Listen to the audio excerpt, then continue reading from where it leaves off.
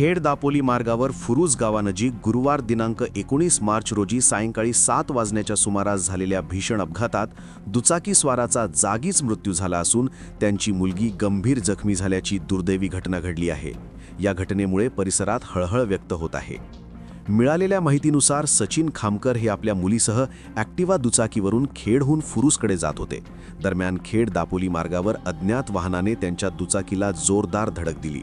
ही धडक इतकी भीषण होती की सचिन खामकर यांचा जागीच मृत्यू झाला।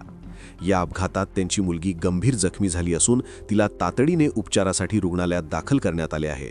तिची प्रकृती चिंताजनक असल्याचे समजते। घटनेची माहिती मिळताच पोलिसांनी घटनास्थळी धाव घेतली।